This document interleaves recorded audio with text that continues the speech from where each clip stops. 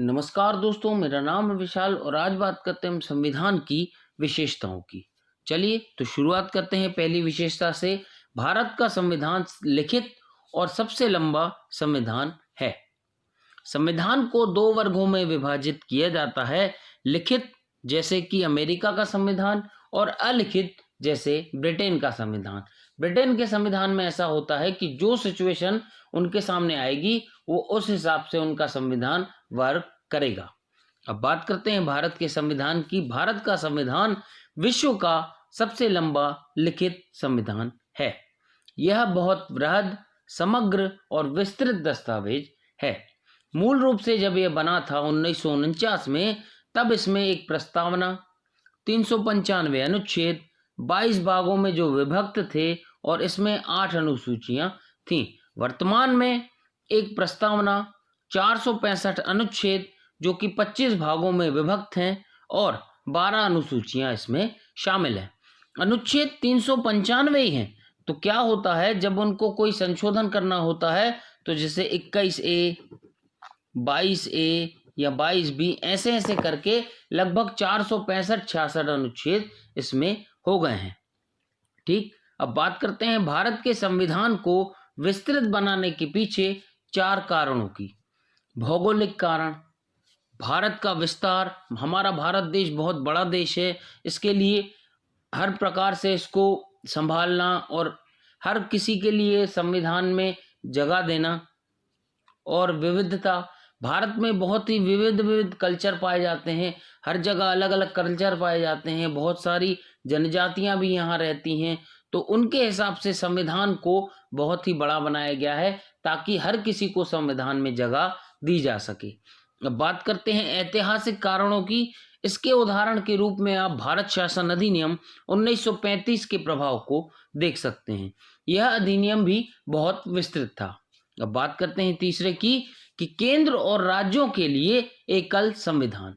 और आज से पहले ऐसा होता था कि मतलब जो जम्मू कश्मीर है उसके लिए अलग संविधान चलता था, लेकिन अब जो क्या है कि जम्मू कश्मीर का जब से वो स्पेशल स्टेटस छिन गया है, तब से जम्मू कश्मीर को भी एकल संविधान का पालन करना पड़ेगा। ठीक, अब बात करते हैं चौथे की। संविधान सभा में जो था कानून विशेषज्ञों का प्रभुत्व था। कैसे कि भाई बहुत सारे पढ़े लिखे लोग थे, उन लोगों ने हर विविधता को समझा, भारत के विस्तार को समझा और भारत के भौगोलिक कारणों को समझा और उस हिसाब से उन्होंने क्या किया कि संविधान को बड़ा करते गए ताकि हर किसी को इसमें जगह दी जा सके। अब बात करते हैं दूसरी विशेषता की। विभिन्न स्रोतों से विहित भारत के संविधान ने अपने अधिकतर उपबंध विश्व के कई देशों के संविधान भारत शासन अधिनियम 1935 के उपबंधों से लिए हैं। डॉक्टर अंबेडकर साहब ने गर्व के साथ यह घोषणा की थी कि हमें गर्व है कि भारत के संविधान का निर्माण विभिन्न संविधानों को छानने के बाद किया गया है। मतलब जैसे हमें अगर कुछ बाजार से चाहिए रहता है कि हमें अगर किसी चीज़ की ज़रूरत होती है तो हम बाजार जाके 4 चीज़ों के बारे में पता करते हैं कि ये चीज़ कैसी है, ये चीज़ कैसी है, उसके बाद सही चीज़ चुनकर घर में लाते हैं। तो उसी प्रकार से बहुत सारे देशों के संविधान को अध्ययन करने के बाद हमारे संविधान निर्माताओं ने हमारे लिए बहुत ही अच्छे संविधान को भारत में लाया। अब बात करते हैं संविधान का अधिकांश ढांचागत हिस्सा भारत शासन अधिनियम 1935 से लिया गया है। संविधान का दार्शनिक भाग, मौलिक अधिकार और राज्य के नीति निर्देशक सिद्धांत क्रमशः अमेरिका और आयरलैंड से प्रेरित हैं। भारतीय संविधान के राजनीतिक भाग कौन सा, संघीय सरकार का सिद्धांत और कार्यपालिका और विधायिका के संबंध का अधिकांश हिस्सा ब्रिटेन के संविधान से लिया गया है। संविधान के अन्य प्रावधान जो हैं वो कनाडा, ऑस्ट्रेलिया, जर्मनी, यूएसएसआर, अब रूस, मतलब 1991 के पहले यूएसएसआर था, अब जो कि रूस है, फ्रांस, दक्षिण अफ्रीका, जापान इत्यादि देशों के संविधान से लिए गए हैं। मतलब सब सारे संविधानों की अच्छी अच्छी चीजें इसमें उठाई गई हैं। ठीक है, अब बात करते हैं तीसरी विशेषता की, नम्यता और अनम्यता का समन्वय, कठोर एवं लचीले का समन्वय। संविधानों को नम्यता और अनम्यता की दृष्टि से भी वर्गीकृत किया जाता है, कठोर या अनम्य, ठीक है, और जिसमें संशोधन करने के लिए विशेष प्रक्रिया की आवश्यकता हो। उदाहरण के लिए अमेरिकी संविधान, मतलब अमेरिका का संविधान ऐसा है जो कि बहुत ही कठोर है, मतलब उसमें जो संशोधन की प्रक्रिया है बहुत ही ज़्यादा कठोर है। और लचीला या नम्य संविधान वह कहलाता है जिसमें संशोधन की प्रक्रिया बड़ी सरल हो, जैसे किसी आम कानूनों का निर्माण ब्रिटेन में किया जाता है। मतलब ब्रिटेन का जो संविधान है बहुत ही लचीला है, बहुत ही नम्य संविधान है, ठीक है। और भारत का संविधान जो है ना तो लचीला है, ना नम्य है, ना अनम्य है, मतलब ना कठोर है ना लचीला है, दोनों का मिला जुला रूप है। अनुच्छेद 368 में दो तरह के संशोधनों का प्रावधान है। कैसा? कुछ उपबंधों को संसद में विशेष बहुमत से ही संशोधित किया जा सकता है और कुछ अन्य प्रावधानों को संसद में विशेष बहुमत और कुल राज्य के आधे से अधिक राज्यों के अनुमोदन से ही संशोधित किया जा सकता है, ठीक है। बात करते हैं अगली विशेषता की, एकात्मकता की ओर झुकाव के साथ संघीय व्यवस्था। भारत का संविधान संघीय सरकार की स्थापना करता है। इसमें संघ के सभी आम लक्षण विद्यमान है, जैसे दो सरकारें, शक्तियों का विभाजन, लिखित संविधान, संविधान की सर्वोच्चता, संविधान की कठोरता, स्वतंत्र न्यायपालिका एवं द्विसदनीयता आदि। यद्यपि भारतीय संविधान में बड़ी संख्या में एकात्मकता और गैर संघीय लक्षण भी विद्यमान है, जैसे एक सशक्त केंद्र, एक संविधान, एकल नागरिकता, संविधान का लचीलापन, एकीकृत न्यायपालिका, केंद्र द्वारा राज्यपाल की नियुक्ति, अखिल भारतीय सेवाएं, आपातकालीन प्रावधान इत्यादि। फिर भी संविधान में कहीं भी संघीय शब्द का इस्तेमाल नहीं किया गया है। दूसरी ओर अनुच्छेद 1 भारत का उल्लेख राज्यों के संघ के रूप में किया जाता है। इसके दो मतलब निकलते हैं, कौन से? पहला, भारतीय संघ राज्यों के बीच किसी समझौते का निष्कर्ष नहीं है कि भैया दो राज्यों ने आपस में डिसाइड कर लिया कि हम लोग देश बनाएंगे, तो भारत देश ऐसा नहीं है। भारत देश पहले है, राज्य बाद में है, ठीक है। दूसरा, किसी राज्य को संघ से अलग होने का अधिकार नहीं है कि भैया कोई भी राज्य कल को खड़ा हो जाए, वो बोले कि मुझे भारत देश से अलग होना है, तो ठीक है। वो नसरुद्दीन शाह साहब की पिक्चर आई थी ना वेडनेसडे, वो बोलते थे ये एक्सेप्टेबल नहीं है राठौर साहब, तो बस ऐसा ही है। अब चलते हैं अगली विशेषता की ओर, सरकार का संसदीय रूप। भारतीय संविधान ने अमेरिका की अध्यक्षीय प्रणाली की बजाय ब्रिटेन के संसदीय तंत्र को अपनाया है।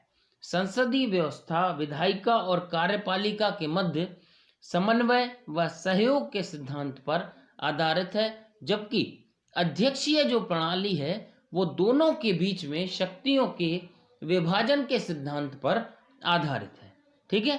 अब बात करते हैं अगली विशेषता की, बात करते हैं संसदीय संप्रभुता एवं न्यायिक सर्वोच्चता में समन्वय।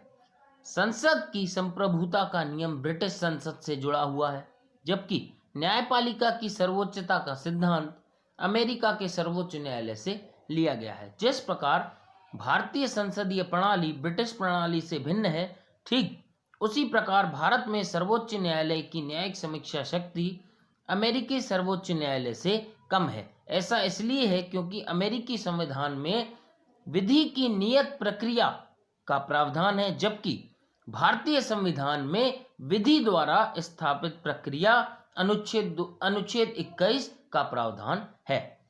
तो चलिए अब बात करते हैं हम अगली विशेषता की, एकीकृत व स्वतंत्र न्यायपालिका।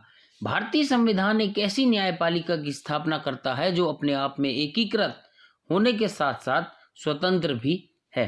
भारत की न्याय व्यवस्था में सर्वोच्च न्यायालय शीर्ष पर है, इसके नीचे राज्य स्तर पर उच्च न्यायालय है, राज्यों में उच्च न्यायालय के नीचे क्रमवार अधीनस्थ न्यायालय है। मतलब सर्वोच्च न्यायालय सबसे ऊपर, उसके नीचे उच्च न्यायालय और उसके नीचे अधीनस्थ न्यायालय, जैसे जिला अदालत हो गई, आपकी निचली अदालत हो गई और भी। अब बात करते हैं अगली विशेषता की, मौलिक अधिकारों की। संविधान के तीसरे भाग में 6 मौलिक अधिकारों का वर्णन किया गया है। ये अधिकार निम्नलिखित हैं। पहला, समानता का अधिकार, अनुच्छेद 14 से 18 तक। हम बाद में जब मौलिक अधिकार पढ़ेंगे तो इनके बारे में डिटेल में आपको जानकारी देंगे, ठीक है। दूसरे की बात करते हैं, स्वतंत्रता का अधिकार, जो कि अनुच्छेद 19 से 22 में दिया गया है। तीसरा, शोषण के विरुद्ध अधिकार, जो कि अनुच्छेद 23 और 24 में दिया गया है। चौथा, धार्मिक स्वतंत्रता का अधिकार, अनुच्छेद 25 से 28, ठीक है। और पांचवें की बात करते हैं, सांस्कृतिक व शिक्षा का अधिकार, जो कि अनुच्छेद 29 और 30 में दिए गए हैं। बात करते हैं छठवें की, संवैधानिक उपचारों का अधिकार, जो कि अनुच्छेद 32 में दिया गया है। मौलिक अधिकारों का उद्देश्य वस्तुतः राजनीतिक लोकतंत्र की भावना को प्रोत्साहन देना है, राजनीतिक लोकतंत्र को बढ़ावा देना है। यह कार्यपालिका और विधायिका के मनमाने कानूनों पर निरोधक की तरह काम करते हैं। उल्लंघन की स्थिति में इन्हें न्यायालय के माध्यम से लागू किया जा सकता है। जिस व्यक्ति के मौलिक अधिकार का हनन हुआ है वह सीधे सर्वोच्च न्यायालय की शरण में जा सकता है कि भैया हमारे मौलिक अधिकारों का हनन हो रहा है, आप इनको देखो। और जो अधिकारों की रक्षा के लिए बंदी प्रत्यक्षीकरण, कौन? सर्वोच्च न्यायालय। बंदी प्रत्यक्षीकरण, परमादेश, प्रतिषेध, अधिकार प्रक्षा व उत्प्रेषण जैसे अभिलेख या रिट भी जारी कर सकता है।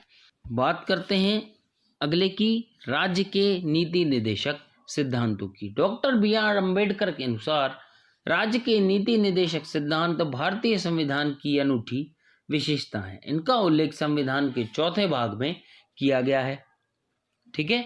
इनका उल्लेख संविधान के चौथे भाग में किया गया है। इन्हें मोटे तौर पर 3 भागों में विभाजित किया जा सकता है। कौन से? सामाजिक, गांधीवादी तथा उदार बौद्धिक। नीति निर्देशक तत्वों का कार्य सामाजिक व आर्थिक लोकतंत्र को बढ़ावा देना है। इनका उद्देश्य भारत में एक कल्याणकारी राज्य की स्थापना करना है। हालांकि मौलिक अधिकारों की तरह इन्हें कानून रूप में लागू नहीं किया जा सकता। जैसे मौलिक अधिकारों का हनन हुआ, आप गए सर्वोच्च न्यायालय में खड़े हो गए, लेकिन नीति निर्देशक सिद्धांतों का यदि आपका हनन होता है तो आप जाके सीधे सर्वोच्च न्यायालय या किसी न्यायालय में खड़े नहीं हो सकते कि भैया हमारे नीति निर्देशक सिद्धांतों का उल्लंघन हो रहा है, आप देखो। वो बोलेंगे भैया सॉरी, इसको नहीं देखेंगे हम, ठीक है। अब चलते हैं अगली विशेषता की ओर, मौलिक कर्तव्य। मूल अधिकारों के साथ साथ हमें मौलिक कर्तव्य भी दिए गए हैं जिनका हमें पालन करना चाहिए। मूल संविधान में मौलिक कर्तव्यों का उल्लेख नहीं किया गया है, ठीक है। मतलब जब संविधान बन के तैयार हुआ था तब इसमें मूल कर्तव्य नहीं थे। ये आए सरदार स्वर्ण सिंह समिति की सिफारिश के आधार पर 1976 में 42वें संविधान संशोधन के तहत, जब आंतरिक आपातकाल लगा हुआ था 1975 से 1977 में, तब ये शामिल किए गए थे। 2002 में 86वें संविधान संशोधन के तौर पर एक और मौलिक कर्तव्य को इसमें जोड़ा गया। और ये बताना है आपको कि 86वें संविधान संशोधन में जो मौलिक कर्तव्य जोड़ा गया था वो मौलिक कर्तव्य कौन सा था। अब बात करते हैं 11वीं विशेषता की, एक धर्मनिरपेक्ष राज्य। भारत का संविधान धर्मनिरपेक्ष है, इसलिए वह किसी धर्म विशेष को भारत के धर्म के तौर पर मान्यता नहीं देता। संविधान के निम्नलिखित प्रावधान भारत के धर्मनिरपेक्ष लक्षणों को दर्शाते हैं। कौन से?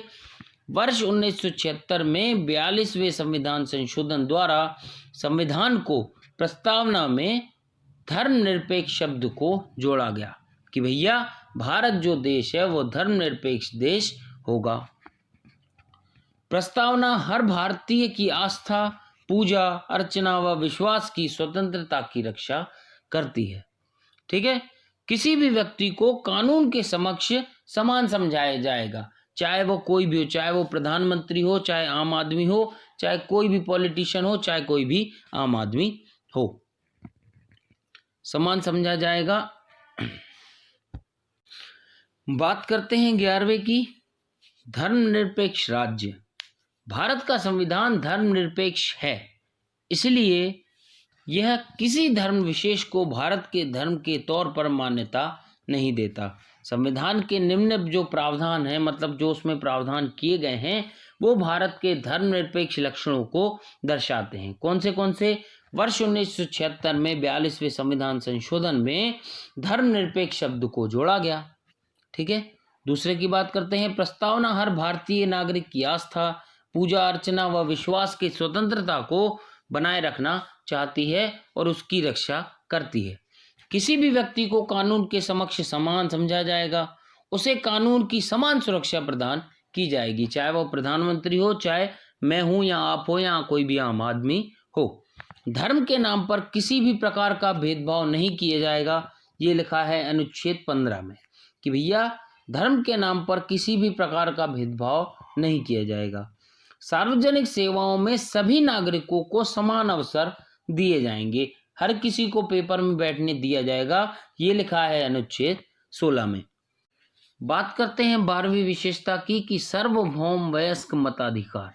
भारतीय संविधान सभा द्वारा राज्य विधानसभाओं और लोकसभा के चुनाव के आधार स्वरूप सार्वभौम वयस्क मताधिकार को अपनाया गया है। हर वह व्यक्ति जिसकी उम्र कम से कम 18 वर्ष है, उसे धर्म, जाति, लिंग, साक्षरता अथवा संपदा इत्यादि के आधार पर कोई भेदभाव किए बिना मतदान करने का अधिकार है। भैया वो जाके वोट डाल सकता है। ठीक है। वर्ष 1989 में 61वें संविधान संशोधन अधिनियम 1988 के द्वारा 61वें संविधान संशोधन अधिनियम 1988 के द्वारा 1989 में मतदान करने की जो उम्र थी उसको 21 वर्ष से घटाकर 18 वर्ष कर दिया गया था। देश के बृहद आकार, जनसंख्या, उच्च गरीबी, सामाजिक असमानता, अशिक्षा आदि को देखते हुए संविधान निर्माताओं द्वारा सार्वभौम वयस्क मताधिकार को संविधान में शामिल करना एक साहसिक व सराहनीय प्रयोग था। अब बात करते हैं एकल नागरिकता की। भारतीय संविधान फेडरल है और दो लक्षणों कौन से एकल व संघीय का प्रतिनिधित्व करता है, मगर इसमें केवल एकल नागरिकता का प्रावधान है। दूसरी ओर अमेरिका जैसे देशों में प्रत्येक व्यक्ति के पास न केवल देश की नागरिकता होती है, बल्कि वह जिस राज्य में रहता है उसकी भी नागरिकता उसके पास होनी चाहिए। इसलिए वह अधिकारों, मतलब दो प्रकार के अधिकारों का लाभ ले सकता है। कौन से? पहला, राष्ट्रीय सरकार द्वारा प्रदत्त, मतलब अमेरिका की जो मेन सरकार है उसके द्वारा जो अधिकार उसको दिए जाते हैं। दूसरा, राज्य सरकार द्वारा जो अधिकार उसको दिए जाते हैं। अब बात करते हैं स्वतंत्र निकायों की। भारतीय संविधान कुछ स्वतंत्र निकायों की स्थापना भी करता है। इन्हें संविधान ने भारत सरकार के लोकतांत्रिक तंत्र के महत्वपूर्ण स्तंभों के रूप में परिकल्पित किया है। तो आइए जानते हैं इन स्तंभों के बारे में। पहला, निर्वाचन आयोग। संसद, राज्य विधानसभाओं, भारत के राष्ट्रपति और भारत के उपराष्ट्रपति के लिए स्वतंत्र और निष्पक्ष चुनाव करवाने की जिम्मेदारी किसकी है? निर्वाचन आयोग की है। दूसरे की बात कर लेते हैं, भारत का नियंत्रक एवं महालेखाकार। राज्य और केंद्र सरकार के खातों के अंकेक्षण के लिए भारत का नियंत्रक एवं महालेखाकार होता है। यह जनता के पैसे का संरक्षक होता है और सरकार द्वारा किए गए खर्चों की वैधानिकता निश्चित करता है कि भैया आपने ये जो खर्च किया है ये सही है या नहीं है। ठीक है। अब बात करते हैं तीसरे की, संघ लोक सेवा आयोग। संघ लोक सेवा आयोग यह अखिल भारतीय सेवाओं व उच्च स्तरीय केंद्रीय सेवाओं के लिए भर्ती हेतु परीक्षाओं का आयोजन करता है तथा अनुशासन मामलों पर राष्ट्रपति को सलाह देने का कार्य करता है। बात करते हैं चौथे की, राज्य लोक सेवा आयोग, जिसका काम हर राज्य में राज्य सेवाओं के लिए भर्ती हेतु परीक्षाओं का आयोजन करना है। वह अनुशासन मामलों पर राज्यपाल को सलाह देना है। जैसे संघ लोक सेवा आयोग राष्ट्रपति को सलाह देता था, वैसे ही राज्य लोक सेवा आयोग जो है वो राज्यपाल को सलाह देगा।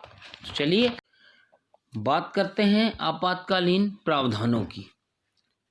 आपात की स्थिति से प्रभावशाली ढंग से निपटने के लिए भारतीय संविधान में राष्ट्रपति के लिए वृहद मतलब बहुत सारे आपातकालीन प्रावधानों की व्यवस्था की गई है। इन प्रावधानों को संविधान में शामिल करने का उद्देश्य देश की संप्रभुता, एकता, अखंडता और सुरक्षा, संविधान एवं देश की लोकतांत्रिक ढांचे को सुरक्षा प्रदान करना है। ठीक है, संविधान में 3 प्रकार के आपातकाल की विवेचना की गई है, मतलब 3 प्रकार के आपातकाल को बताया गया है। पहला, राष्ट्रीय आपातकाल, युद्ध, आक्रमण अथवा सशस्त्र विद्रोह। ठीक है, युद्ध, आक्रमण अथवा सशस्त्र विद्रोह पैदा हुई राष्ट्रीय अशांति की अवस्था, अनुच्छेद 352। ठीक है, राष्ट्रीय आपातकाल अनुच्छेद 352। दूसरा, राज्य में आपातकाल, राष्ट्रपति शासन, राज्यों में संवैधानिक तंत्र की असफलता, अनुच्छेद 356। वित्तीय आपातकाल, भारत की वित्तीय स्थिरता या प्रत्यय संकट में हो तब, कौन सा, अनुच्छेद 360। आपातकाल के दौरान देश की पूरी सत्ता केंद्र सरकार के हाथों में आ जाती है और राज्य केंद्र के नियंत्रण में चले जाते हैं। अब बात करते हैं अगली और आखिरी विशेषता की, त्रिस्तरीय सरकार। मूल रूप से अन्य संघीय संविधानों की तरह भारतीय संविधान में 2 स्तरीय राज्य व्यवस्था, केंद्र व राज्य और संगठन के संबंध में प्रावधान तथा केंद्र एवं राज्यों की शक्तियां अंतर्विष्ट थीं। बाद में वर्ष 1992 में 73वें एवं 74वें संविधान संशोधन ने 3 स्तरीय स्थानीय सरकार का प्रावधान किया, जो विश्व के किसी और संविधान में नहीं है, सिर्फ भारतीय संविधान में है। संविधान में एक नए भाग 9वें एवं नई अनुसूची 11वीं जोड़कर वर्ष 1992 में 73वें संविधान संशोधन के माध्यम से पंचायतों को संवैधानिक मान्यता प्रदान की गई। इसमें एक नया भाग 9 जोड़ा गया। इसी प्रकार से 74वें संविधान संशोधन विधेयक 1992 में एक नया भाग 9A तथा नई अनुसूची 12वीं को जोड़कर नगर पालिकाओं, शहरी स्थानीय सरकारों को संवैधानिक मान्यता प्रदान की गई। तो आज का वीडियो करते हैं हम यही समाप्त। वीडियो पसंद आए तो कृपया लाइक करें, शेयर करें। तो चलिए, थैंक यू।